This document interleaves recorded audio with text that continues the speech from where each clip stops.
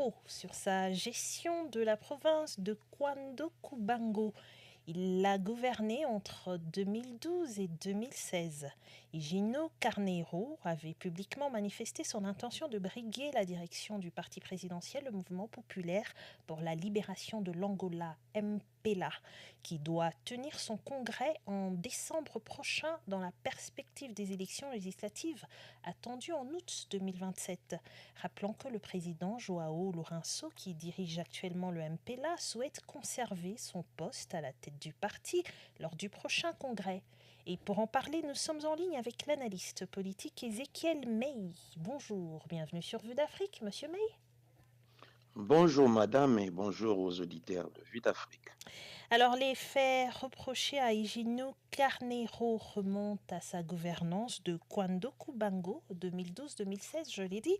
Pourquoi, selon vous, le parquet général choisit-il d'activer cette enquête maintenant, à quelques mois du congrès du MPLA? Ok, madame, vous savez, en politique, il n'y a pas de soleil dans le même ciel. Donc, on ne peut pas avoir deux lions qui dirigent euh, la forêt. Et Gino Carneiro fait partie de ces généraux qui ont combattu aux côtés du président actuel avec tant d'autres généraux qui, pour la plupart, ne sont plus dans la politique active. Il est resté le seul. Alors, vouloir se présenter pendant que le président actuel a des intentions de prolonger son mandat, le fait directement un opposant de taille. Et comme toujours, quand on veut se débarrasser d'un challenger potentiel, il faut aller fouiller dans la vie passée, dans la gestion, dans tout ce que la personne a. Et c'est dans cette optique-là que Eugenio Carnero s'est exposé. Déjà qu'en 2020, il a eu aussi des ennuis judiciaires avec l'interdiction de quitter le pays. Et j'ai comme l'impression que on avait un peu calmé cette histoire-là pour voir si les choses pouvaient évoluer autrement. Car il reste le seul parmi tant d'autres.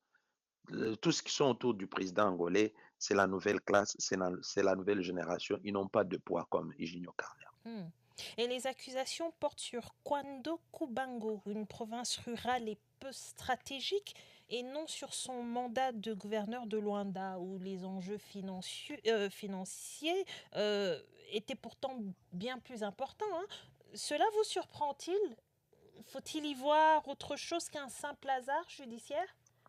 Non, ça ne surprend pas tous ceux qui sont tous ceux qui suivent l'évolution de la politique angolaise, puisque déjà en 2020, le 13 février, quand il avait été interdit de quitter l'Angola, c'était dans la même ligne de mire. On était en train de le reprocher de blanchissement d'argent, de la mégestion. Mais à cette époque-là, en 2020, il s'agissait de sa gestion de la ville euh, de Luanda à l'époque quand il était comme ministre des travaux publics.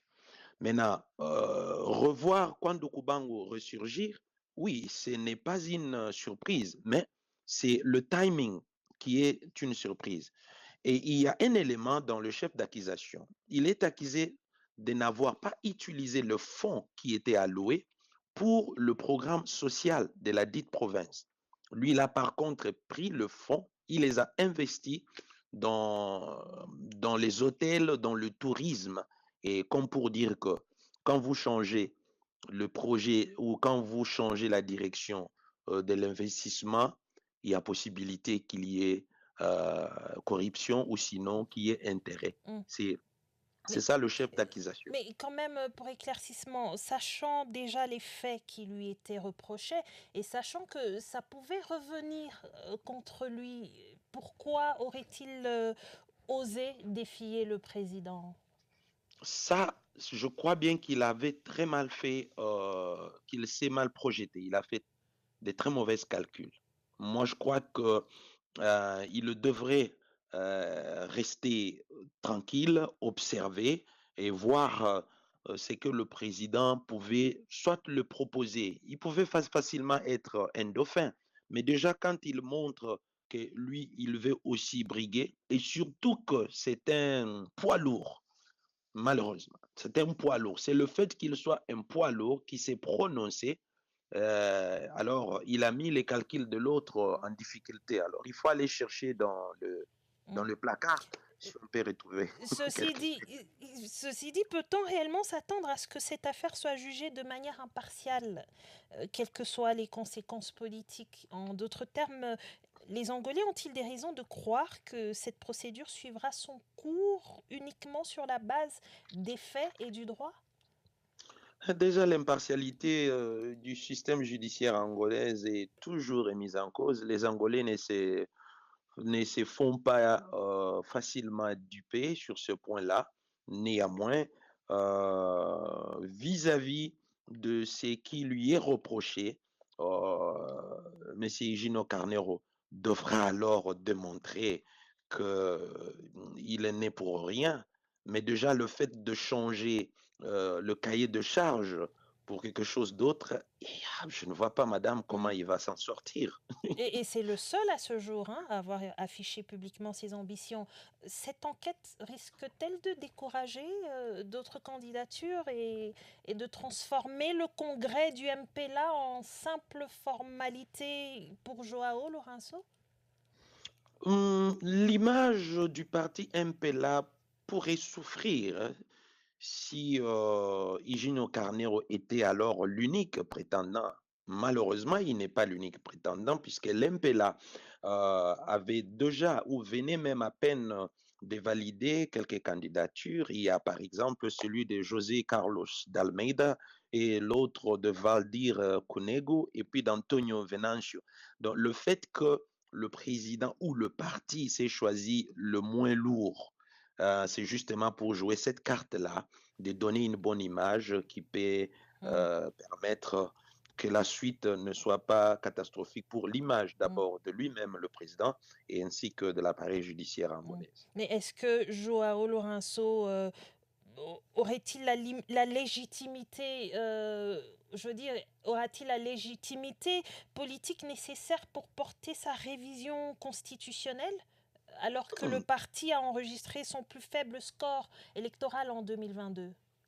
En tout cas, là, c'est une très bonne question. Je crois que la légitimité, c'est ce qu'il est en train de souffrir, d'autant plus que l'économie, le chômage, le coût de la vie sont les éléments qui ont fristé les électeurs et qui a fait que l'MPLA ait le taux le plus bas. Maintenant, le changement ou la révision constitutionnelle dépendra de ce qu'il peut présenter au peuple actuellement par rapport à ce que nous avions mentionné, de l'économie qui va en retraite. Mais aussi, il y a l'UNITA, le parti d'opposition qui était autrefois un parti Mm. rebelle. A-t-il la capacité de mobiliser le peuple angolais? Si l'UNITA n'a pas cette capacité, je ne sais pas moi comment. Mais est-ce qu'on euh, peut dire que les difficultés du MPLA créent automatiquement des opportunités pour l'UNITA?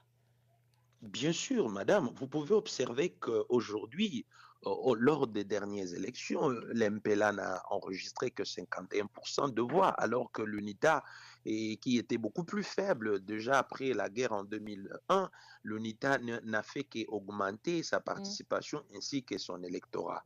Donc, si jamais il y a des ennuis au niveau de l'MPLA, l'UNITA est parmi deux partis politiques qui vont tirer profit. Bien sûr, il n'est pas le seul parti politique, il y a encore Casacé, il y en a tant d'autres qui peuvent aussi capitaliser. Mais reste, comme vous savez, en politique, et des fois, il y a des événements qui surprennent, qui peuvent basculer ou pencher pour l'un contre l'autre. Voilà le calcul que Jean Lorenzo devra faire et voir si il n'aura pas le peuple derrière son dos. Ézéchiel May, merci pour votre analyse. Vous êtes analyste politique. Merci encore, monsieur May. Au revoir. Au revoir, madame. Merci pour m'avoir eu. Et merci d'avoir accepté notre invitation. On referme le dossier angolais pour ouvrir celui de la Guinée. Le ministère public a requis 10 ans de prison ferme avec une sûreté de 5 ans à l'encontre du colonel de gendarmerie Bienvenu Lama, dans le cadre du procès du massacre du 28 septembre 2009. Selon l'accusation, les recrues du camp militaire de Kaleïa, impliqués dans les exactions au stade de Conakry, étaient placées sous l'autorité directe du colonel qui doit donc assumer ses responsabilités de commandement. La défense conteste globalement les charges et rejette les réquisitions du parquet. Retour sur cette réquisition avec Mamadou Sadio Baldé depuis Conakry. Les atrocités des événements du 28 septembre continuent d'être jugées en Guinée. Un responsable fortement mis en cause par feu Aboubakar Diakité Ditumba a été entendu par le tribunal. Aux yeux du procureur, l'accusé a sa responsabilité dans les tueries du 28 septembre 2009. Dans les échanges, un avocat de la partie civile demande à l'accusé son agenda la veille et le jour du massacre. Maître Souleymane Baldé, puis bienvenue la main. Votre agenda du 27, où étiez-vous le 27 septembre 2009? Le 27 septembre 2009, j'étais à Kalia. Qu'en est-il de la date du 28 septembre aussi? Le 28 septembre, j'étais aussi à Kalia. Pourriez-vous brièvement nous décrire votre agenda ce jour-là? J'étais en train de préparer le recyclage des commandants d'escadron et des futurs commandants d'escadron qui devraient aller à Hawaï au Cameroun. Merci, monsieur, mon colonel. Merci, monsieur.